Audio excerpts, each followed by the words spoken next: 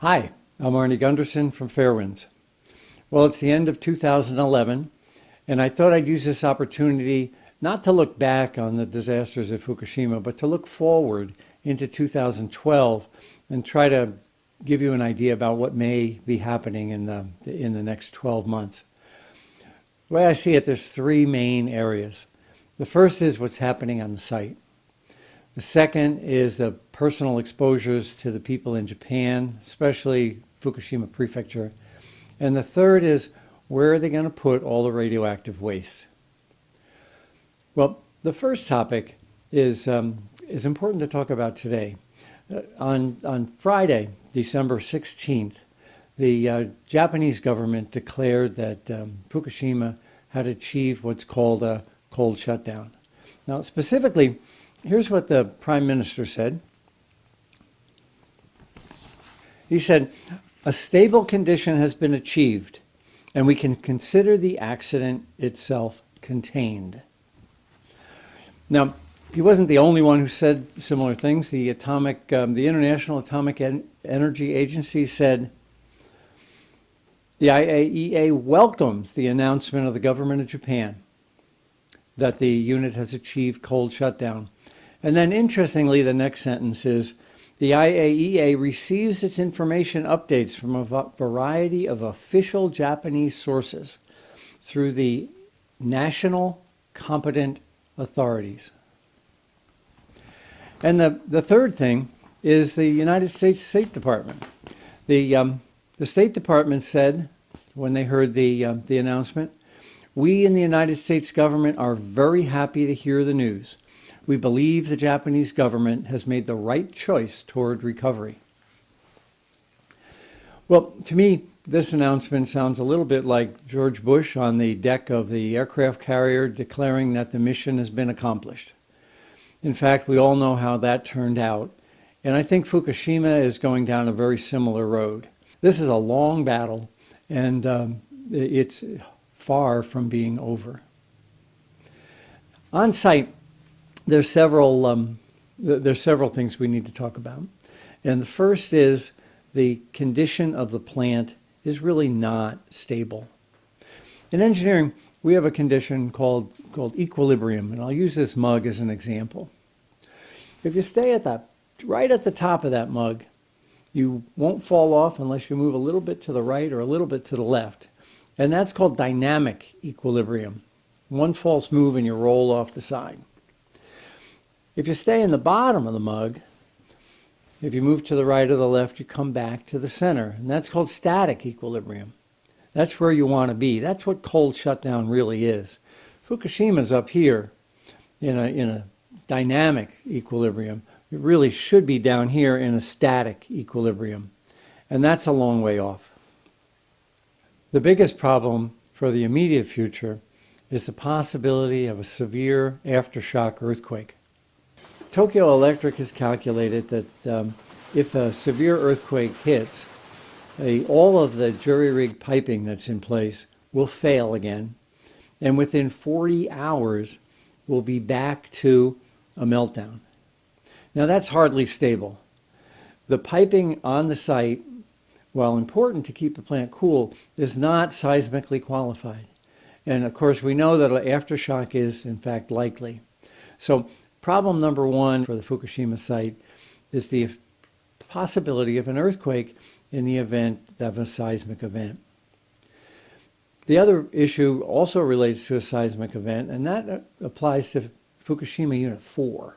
Now, Unit 4 doesn't have fuel in it. It has all the fuel in the fuel pool. And of course, the building is weakened dramatically from the explosions and fires. Now, I think that if a severe earthquake hits, it's actually my concerns with the spent nuclear fuel sitting out in the open in that Unit 4 fuel pool that have the gravest concern. And finally, on the issue of what's going on site, I'm very, very concerned about worker exposures.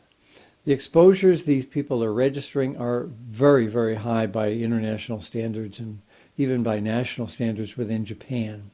And while no one will die immediately, I'm certain that they're all dramatically increasing their risk of cancer. They're brave men, and my hat's off to them, but it is a dramatic risk that they're all taking. The second area I have concern for 2012 is the exposure to the people in Japan from the radiation from Fukushima. It's important to remember that all of the calculations so far on personnel exposure are just that. No one was measuring in the first week and 2 weeks and first month. So all of these are based on lots of assumptions and are certainly very suspect. Now, the other issue is that these exposures are all external radiation.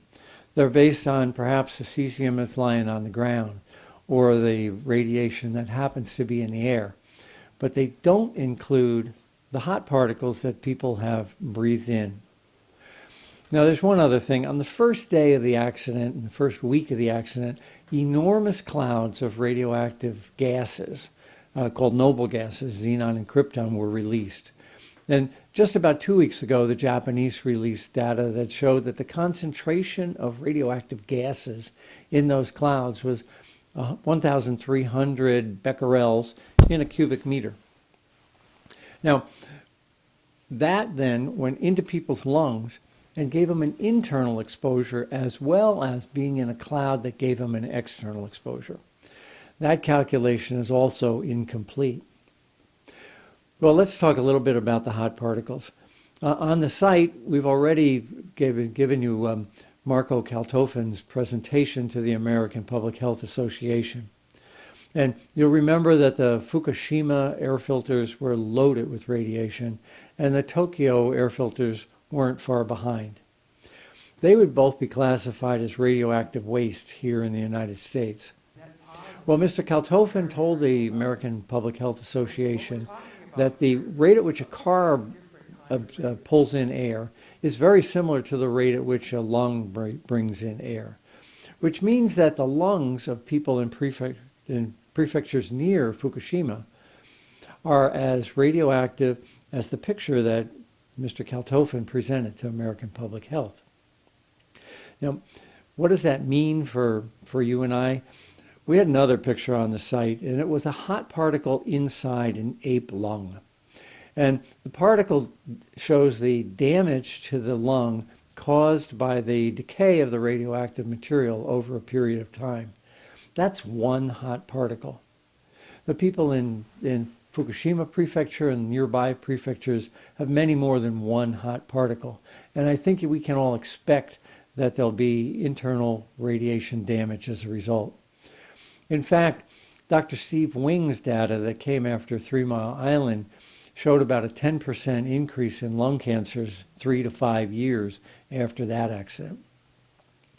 Well, what's the solution here for the Japanese? Well, the Japanese government has raised the standard and is proposing moving people back in to the exclusion zone. Now, what does that mean is that the Japanese government has established that it is safe to live in the exclusion zone if your exposure is less than 20 millisieverts.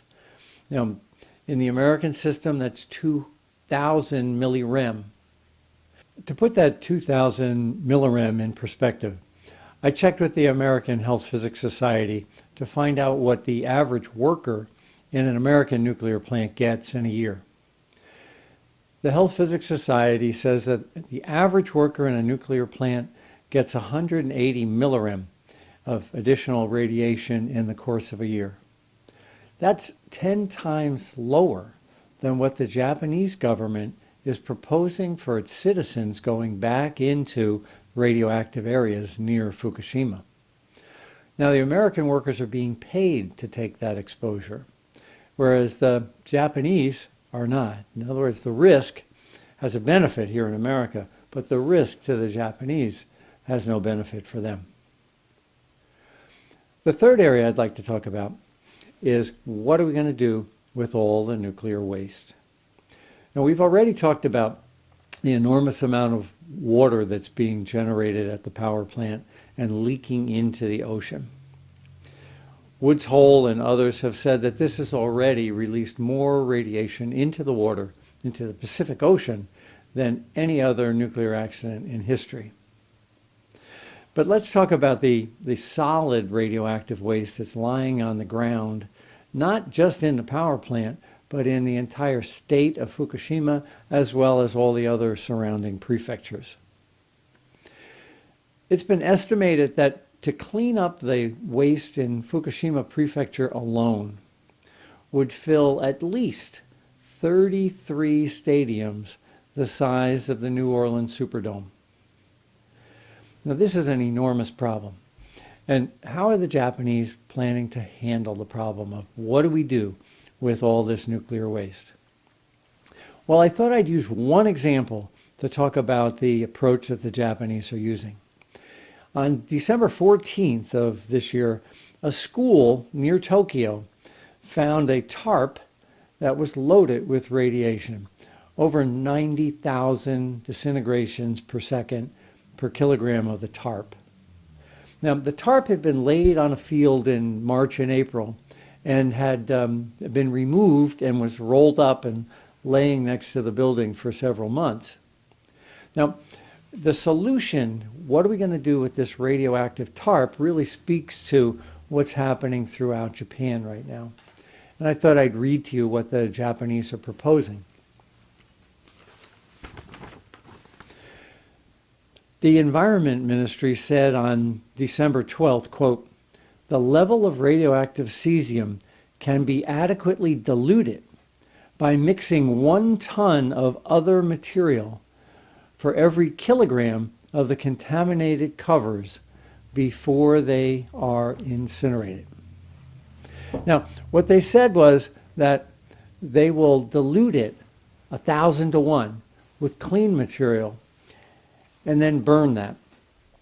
So the solution in Japan right now is different than everywhere else in the world.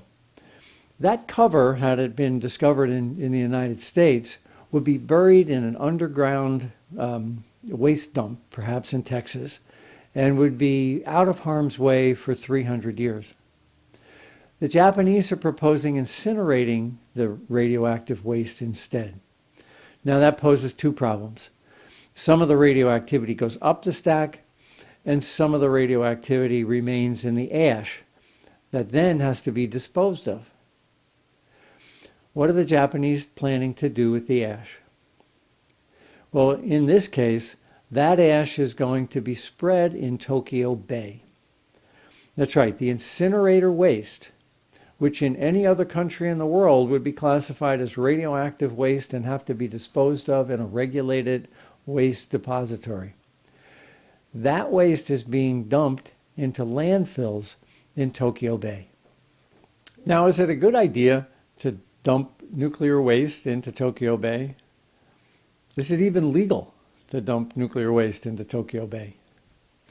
There's a convention called the London Dumping Convention. It's been shortened to the London Convention. That Greenpeace was responsible for pushing through international organizations over 30 years ago. That convention, the London Dumping Convention, prohibits a country from taking nuclear waste and dumping it in the ocean. Back then, when Greenpeace pushed for this convention, countries were taking their nuclear waste in freighters, dragging it out into the ocean and dumping it at sea. Well, this is a little bit different. Had the Japanese taken this ash and put it on a freighter and taken it out into the Pacific, it would be a violation of the London Dumping Convention. But they're not. They're putting it in a dump truck and they're pouring it into Tokyo Bay.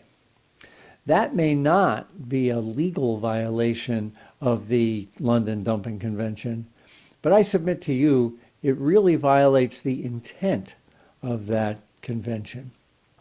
I hope that over the next year, organizations like Greenpeace will look at this waste problem. It's not just occurring in Tokyo, but in other incinerators throughout the Japanese islands that are releasing contaminated water that is heading directly into the Pacific Ocean. Now, this process of dumping nuclear waste into Tokyo Bay and other locations has also been condoned by the International Atomic Energy Agency. The final question then is, who is monitoring all of these issues? The personnel exposures, the people in Japan, the dumping of waste into the Pacific Ocean. The answer is that TEPCO is being monitored by the International Atomic Energy Agency. And also, the International Atomic Energy Agency is determining what's an acceptable level of risk. The 2,000 millirem number has been condoned by the IAEA. Now, who's monitoring the ocean? 27 nations have formed a contract with the IAEA to monitor the ocean off of Fukushima. And lastly, who's head of the IAEA? The current head of the IAEA was a regulator for the Japanese government before he assumed the job. Now, I thought I'd share with you just one sentence from the IAEA charter, and you can go up online and confirm this. Article 2 of the charter for the IAEA says, quote, "The agencies shall seek to accelerate and enlarge the contribution of atomic energy to peace, health, and prosperity throughout the world." So the person that you and I are expecting to be the regulator, in fact, has for his charter that they will promote nuclear power instead. You'll read and publish reports that this is a UN watchdog agency. In fact, that's not true. It's an organization established by nations around the world to promote atomic power, not to regulate it. And I submit to you that the root cause of this problem is that we as citizens have to take control over agencies like the IAEA in the next year. We really can't wait longer than that because Fukushima is going to be releasing radioactivity to the water, and the Japanese government are going to be dumping into Tokyo Bay for many years. This is the time to stop it. You recall that famous saying, follow the money? I think what's happening here is just that. We all need to follow the money. The Japanese government has made a trade-off. They've decided that they don't want to risk Tokyo Electric's financial viability. They don't want its financial exposure to be jeopardized. So the trade-off that the Japanese government has made has been to risk the radiation exposure of its people rather than risk the exposure of Tokyo Electric to bankruptcy. I don't think that's a fair trade-off. And I hope that all of us around the world, not just the Japanese, as citizens begin to use the internet and force our international agencies to do what's right. Not for Tokyo Electric, but for the people of Japan. Finally, Fairwinds Energy Education Corp is an IRS 501c3 tax-deductible corporation. I'd like to thank the thousands of people who have contributed already to the success of these 50 videos that we've put up since Fukushima. And I'd like to encourage you, if you haven't, to contribute before the end of the year. Most importantly, I'd also like to thank the many, many volunteers, volunteer transcriptionists, volunteer translators, computer programmers, scientists, and people who have sent raw data for us to analyze. It's your contributions, both financial and with your personal efforts, that have made this site a success in 2011. Happy New Year.